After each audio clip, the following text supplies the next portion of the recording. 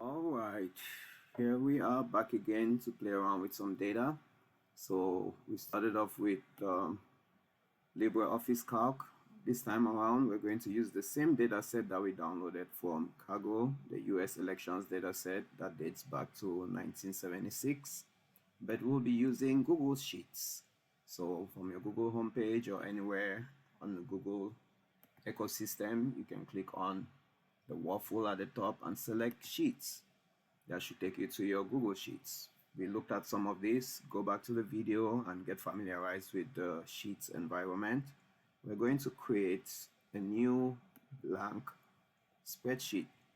Okay, currently has no name. That's totally fine. I'm going to disregard all the nice tips to the right.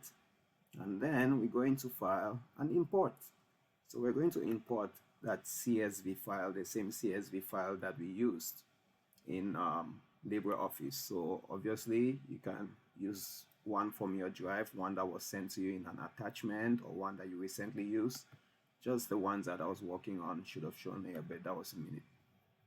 So we'll browse through. Here on our desktop, we still have that file.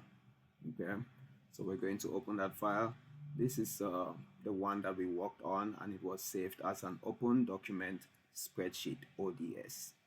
Now we're going to work on importing this. So it takes a second to load up. The name of the file looks correct. We're going to replace this spreadsheet that we're working on, and it's automatically going to detect all that stuff. So nothing to change here. Click on import and we should be good to go from there. Everything looks good. It's imported, and the name stays the same. We can go ahead and change the name if we like, and so on and so forth. So it looks very similar. There are some features that we don't have in LibreOffice, so that's what I'm going to focus on. We still have our tabs at the bottom, just one for now. Let's rename this to elections data.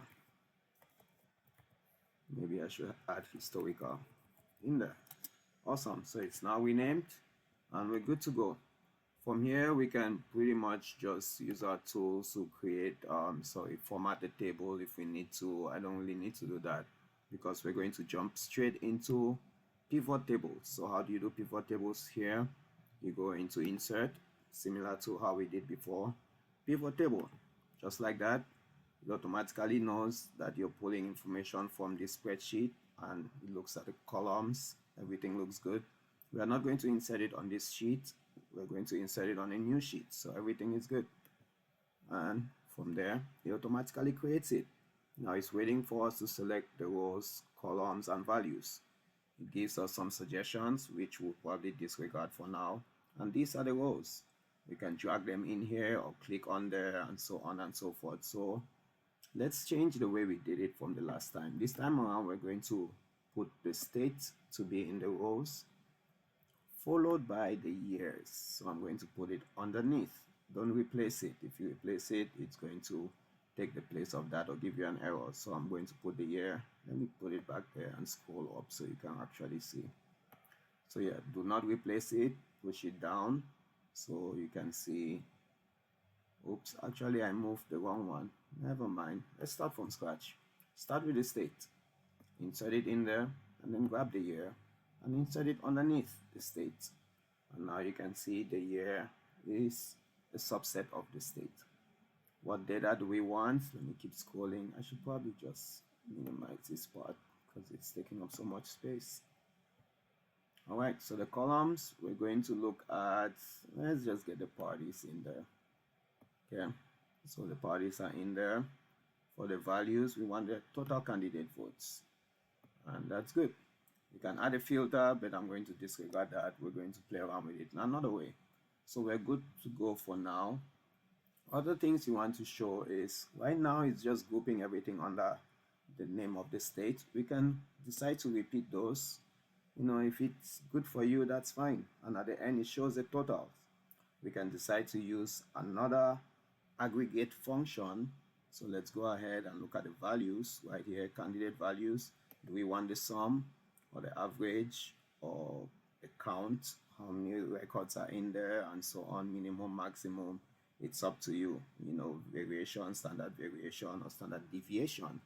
So I'll go with average just for the record. All right. So it gives you an idea. We might want to calculate other things afterwards. But that's good. Now we can close it. Everything looks peachy. We can even go ahead and add calculated fields, but that's too much for now. Let's just stick with the data that we have. From here now, I can decide to add a slicer or a slice. So how do we do that? Again, instead of insert, we want to make sure we work on our data. So adding a slicer is simple. A slicer is just like a filter. That's why I said we shouldn't do a filter this time around. A slicer has more features. We'll probably work with Excel. Excel has even a timeline slicer, which is even more fun to work with dates and times. So we've added a slicer. Here's our slicer. It needs us to first select what column we would like to slice. So what are we going to choose for the column slicer? Let's choose a state. So select the state and I'll move it to the side. You can resize it if you want, and so on and so forth. So now we can decide to slice it by state. And now that's good. We can customize it, the color, the shape, and all whatnot. I'm not really keen on that for now. So from here, instead of selecting all the states, I can search, let's say Hawaii. And I select Hawaii or unselect Hawaii, or I can clear all the fields and select only Hawaii. From there, okay, and nope, I did not click OK. It still shows all. So let's clear everything and then search for Hawaii, select it, and okay, now it's displaying just Hawaii. Looks neat. All right, so let's say instead of just having that, I probably want to look at maybe adding a slicer for the year as well. You can go ahead and add another slicer. Make sure your cell is selected, or you're selecting a cell within the table. If I select a cell out of the table, the slicer is not really going to be of any good. Now I need to decide what range I'm picking from. So let's undo that and make sure it's selected in there, and it automatically knows, hey, I want a slicer for that. So I also want to look at the year. That's good. Now I have two slicers and I can put them side by side. Select it, drag it, and put it down here. Looks good. And maybe I want to add a chart. That's something we haven't looked at yet. Make it look visually appealing so we don't have to squint at the numbers. Also, we can select these numbers and make them look good with commas by choosing, say, change the format to a number and reduce the number of decimal places. So it looks better that way. You can easily see the comma separations. Now, let's go ahead and add that chart. Okay, I'm not sure what type of chart I need to add, but we'll figure it out together. So insert chart. It's automatically going to select that data set. And yeah, this doesn't really look good. We need to change a few things here. It's looking at the number of votes and the state, but we don't want the state in there. The state is column, or should I say row A. So let's go ahead and check the x-axis. It's showing me the average of candidate votes. Let's go ahead and mess around with this series. So D, let me move this to the side and resize it as well. Okay, so it's looking at Democrats and Libertarians. That's not what I wanted. Maybe I should change that. Libertarians is row D. So we need to go in here and modify that. Instead of D, let's go ahead and do F. So from F1 to F666, okay. And it updates, but it doesn't update this right here. So we have to be careful to change our title. So Dems versus Republicans. And that's good. So select it again, right click, and check on the axis. We need the horizontal axis to be worked on. So horizontal axis, not really. I want the values actually. Where is it? Let's go to setup, not customization. From setup, horizontal axis, I would like to look at another field in here. The field I like to look at is from B. So yeah, If I click on OK, now you can see it looks at the timeline from 1976, I believe, all the way to 2020, and you can see the names of the parties are in blue and red. I probably need to select it to make changes and so on and so forth. I don't have a legend. I can go into customize to make sure I add a legend in there. The position of my legend is right there, and let's put it at the bottom. We can change the position as well and so on and so forth. But yeah, it's as simple as that. Now if you make changes, let's move this to the side. If we change from Hawaii to, this is not a good position, let's move everything to right here. Come on, select that, go to the top. Excellent, you follow suit. There you go. Now they are aligned. So we're still looking at all the years, but we want to change the state. Instead of Hawaii, let's go to Colorado. Scroll down and click on OK, and automatically the numbers update and these values also update. All right, so if we need to change the legend, obviously I need to move this to the side. Simplified fields, I should have used better definition. Let's say Democrats versus Republicans. That looks good. All right, so I believe that is correct. Democrats is blue, Republicans is red. Smart enough. All right, so yeah, that looks good. And then we have the other ones in the middle. So it gives us a visual idea. You don't have to figure out which number is bigger and smaller and so on and so forth.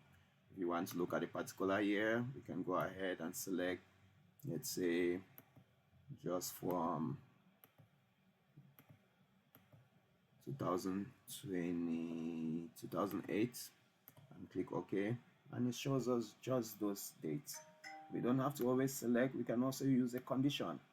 Let's say a condition where the date is before, not today.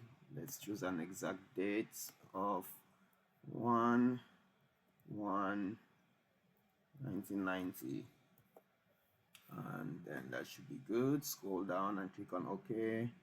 Obviously I can get all the way to the bottom, almost there. There you go. So yeah, it should be showing me that condition, but it's not. Maybe I did not select. Yeah, I did not click on enter.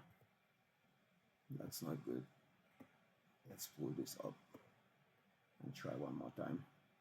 Or maybe I should collapse this so I have more room. And now that's good. Can scroll down. Still cannot make it there. Still cannot make it there. There you go. Awesome.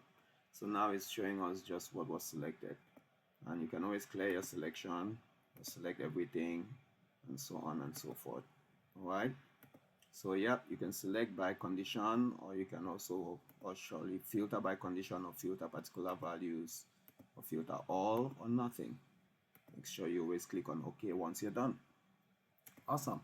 So that's about it. Next up, we're going to look at how we can do this in Excel. So there's a lot more stuff we can add, like functions. Actually, let's try and add a quick function in here. So the function I'm going to use this time around is to try to forecast what's going to happen, okay, for each of these. I think that should be better if I do it in